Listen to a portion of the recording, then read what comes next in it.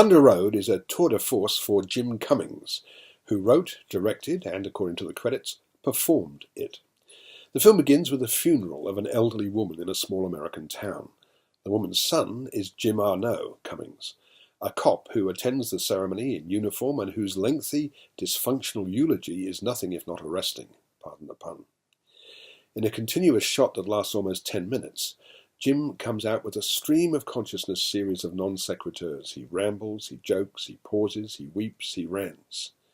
He also attempts unsuccessfully to play his mother's favourite song, Bruce Springsteen's Thunder Road, hence the film's title, on his daughter's pink tape player. Clearly Jim is a very troubled man.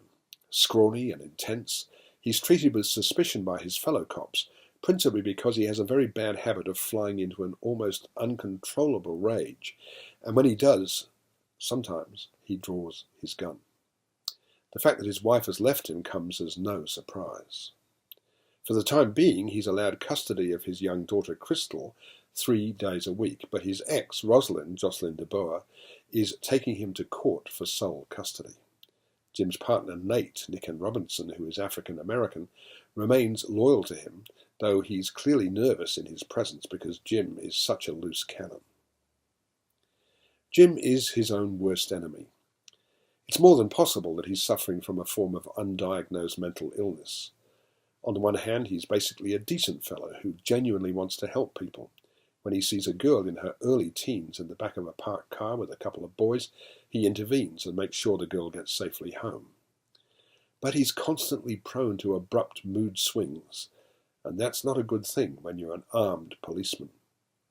During an interview with Crystal's teacher, Mr. Zahn, Jim flies into one of his rages, and again in court when he's trying to persuade the judge that he should be allowed to continue to have access to Crystal, he once again proves to be his own worst enemy. Cummings is riveting as this unpredictable man-child, and the film is content to chart Jim's downward spiral in a series of increasingly tense scenes, invariably photographed in long continuous takes. The result is a powerful, if sad, portrait of a lost soul whose inability to control himself seems destined to lead to his eventual destruction. I'm giving Thunder Road 3.5 stars.